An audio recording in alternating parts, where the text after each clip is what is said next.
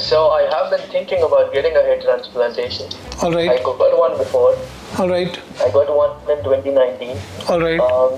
I got it from Turkey. All right. I had about 26 or maybe 2700 grafts, I think so. All right. And since then, I have not been on any medication. I did try finasteride back then, but I did feel that there were some side effects of it. All right. So I just took it out. I just took it for about 5 days, and I saw the side effects coming in, so I stopped it. But I started it back again, like 2 days ago. But I do still see the side effects, at least some of them. But I don't know if I will continue it. However, when I visit the internet and when I read about things about it, it says that, the side effects would die down over time. So I'm just waiting, and probably I'll give it at least a month of time and see how things go. But so far, what I have been experiencing since the past 3-4 years is that the density in particularly my crown and the center of my head is decreasing where I did not get the transplant done. And also there is a little bit of thinning of the hair where I did get the transplant done. So probably this is just because of the DHT and stuff like that. But yeah, so I was thinking that I should probably get another hair transplant. How old are you? Yeah, go ahead, please. I'm 31. I turned 31 this year. And when was your procedure done, the last procedure? It was done in the August of 2019, if I remember. 2019, just 2 years back when you were 29 probably. 29 or 28, is it? I was, 27 actually. See, what happens is that when you have baldness at such a young age, hair transplant is not curative for baldness. See, hair transplant is only filling in the gaps. We are moving hair from the relatively permanent zone from the head, back of the head and sides, sometimes the beard, to bald areas to cover them up so that they give an illusion of fullness. But we are not treating the process of baldness. Process of baldness is DHT is having a deleterious effect on your existing native thinning hairs, and they will also go away with time as your genetic encryption dictates. You cannot manage it without medication. So getting into a hair transplant at 28 years, 27 years without the cover of medication, especially when you have a strong family history and there is extensive baldness developing, is a no-win situation at all. I don't think you actually advise patients not to go in for a hair transplant if this is what they are planning and they're fearful of medication. See, everybody doesn't have side effects. I don't deny, people do have side effects, but then most of the people who have side effects have low hormonal levels to start with. What was your total testosterone level when you started finasteride? I do not know. I did not do any checkups. So that means that you were not given total complete advice about hair loss. You just went, got a hair transplant done, and that's all.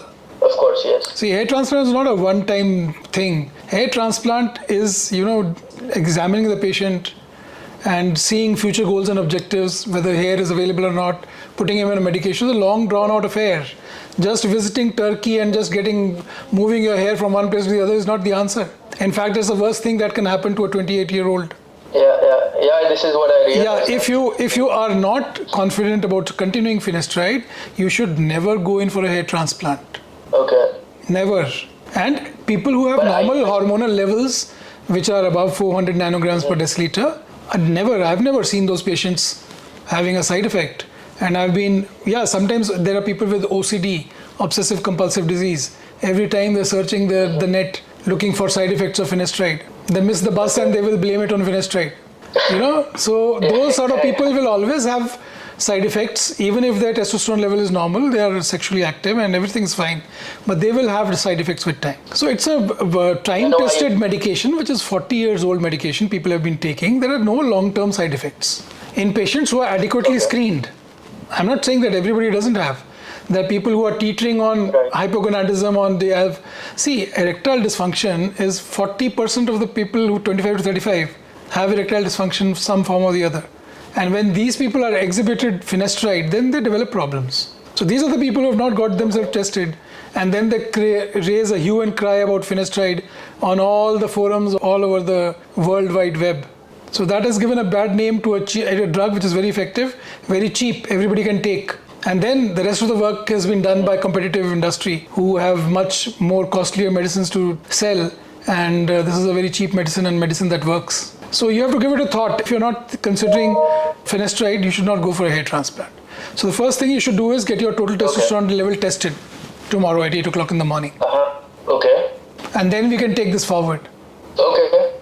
But I don't live in Chandigarh, so I would not be able to, of course, of course. Your clinic can do it, but I would. You can get it done. I would certainly. Yeah, you do it from wherever you're located. You're in Europe. Right. You're in Europe? Yes. So you get it done from there. Okay, so the first thing would be that I get my testosterone level checked up, and from there, how do I see things going from there?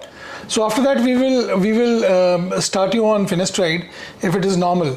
If it is not normal, we will put you on a customized dose, a micro dose, which will not cause side effects. Okay. But the best dose, the best dose after hair transplant and at your age is 1 milligram a day. But if you can't take it, then we will not want you to get side effects. We will put you on a low dosage and then hope for the best. Okay, fair enough. I would find a clinic where I could get my testosterone level checked up, and so I've already started taking finasteride, and I'm also taking minoxidil in parallel to it. So, but that I have been doing. Which is this oral finasteride you're talking about? Yes. Oral finasteride. And how long have you been taking it? I just started finasteride 2 days ago. So then it's all right. If you had started about 2-3 weeks back, then the test would not be conclusive. So now you can get it done tomorrow itself. Okay. So that we know the real value. Okay. Right. Okay. So I will check for that and get that done. But should I stop taking finasteride meanwhile? No. 2 days is no problem. You get it done tomorrow. Yeah. All right then. Perfect. When you get it done, just send us a WhatsApp message and we'll advise you accordingly. Perfect. Thank you so much. Okay. Bye-bye. Nice talking. I will do so. Bye. Nice talking to you as well. Thank you.